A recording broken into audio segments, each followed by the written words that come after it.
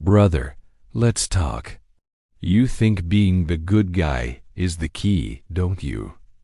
You think if you just love her enough, show unwavering loyalty, and have the patience of a saint, she see your worth and never leave. You believe that love, loyalty, and patience will earn her respect. But I'm here to tell you a hard truth. The good guy is often the one who gets left behind, wondering what went wrong. Because being too good, it comes with a hidden cost. A cost that sneaks up on you, one you don't even see until you're staring at the bill, and it's already too late. From a young age, we're taught that being a good man means being kind, supportive, and selfless, and those are all great qualities. But here's what nobody tells you. If you forget yourself in the process, you'll slowly but surely disappear. You start saying yes when every part of you is screaming no. You become her personal handyman, fixing all her problems while your own life is quietly falling into disrepair.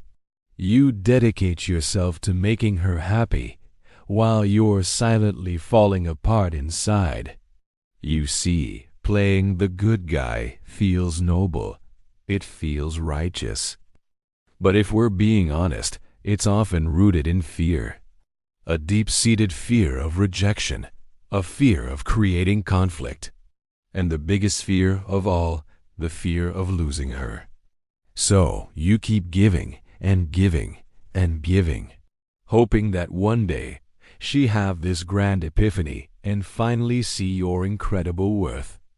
But she won't, because the more you give without setting any boundaries, the less she feels your presence as a man.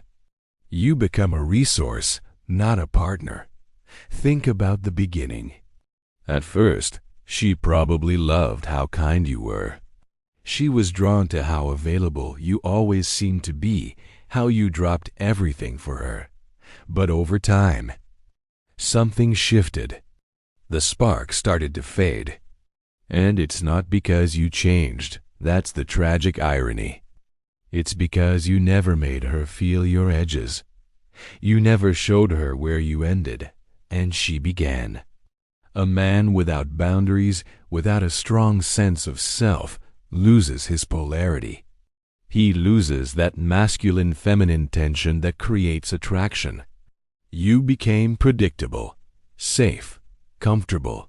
And listen, comfort is nice, but comfort alone doesn't inspire desire. It doesn't create that pull, that excitement, that fire. And that's the hidden cost, brother.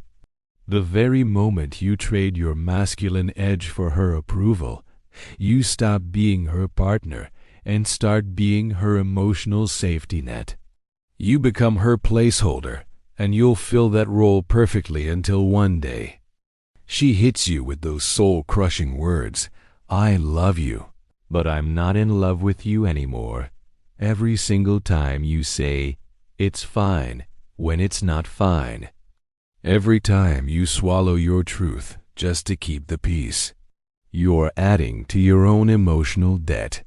You think you're being the bigger person, that you're keeping the relationship stable, but you're actually making it incredibly fragile. You're building a house of cards on a foundation of unspoken feelings. Because suppressed resentment always finds a way out. It never just disappears. It seeps out in the silences between you. It shows up in passive-aggressive comments. It manifests as emotional withdrawal, where you're physically there but mentally a million miles away. And when she finally leaves, you'll be blindsided. You'll think it came out of absolutely nowhere. But if you look deep down, you'll know the truth. You abandoned yourself long before she ever did. Let's get one thing straight. Respect doesn't come from kindness alone. It comes from integrity. It comes from being a man who can say no when it matters. It comes from the man who knows what he stands for and one to bend his principles just to be liked. A woman might love your softness and your gentle side, but she trusts your strength. She needs to feel that you have a backbone. She doesn't want a boy who is constantly seeking her approval, like a child seeking a mother's praise.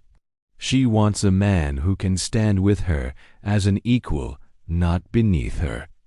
So when you constantly play the good guy, you think you're protecting the relationship, but you're actually draining its polarity, its mystery, and its fire.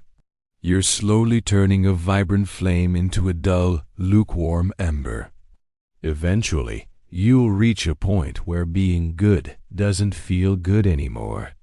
You'll hit a breaking point where your kindness feels less like a virtue and more like self-betrayal. And that's the moment you finally wake up. You realize that love without boundaries isn't love at all, it's servitude. You understand that peace without truth isn't peace, it's just avoidance.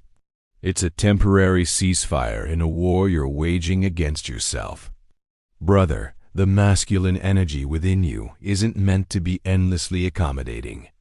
It's not designed to be a doormat. It's meant to lead, to decide, to protect, to hold space with strength, not with guilt. You were never supposed to be just a nice guy. You were meant to be a good man, and a good man has power. Power over himself, first and foremost. So, how do you fix this? You start small. It's not about becoming some aggressive jerk overnight. It's about reclaiming your authenticity. The next time you want to say no, say it. Say it calmly, but say it firmly. Start expressing what you truly feel, even if your voice shakes a little the first few times. Let her see that you have a spine, not because you want to control her, but because you respect yourself enough to be real.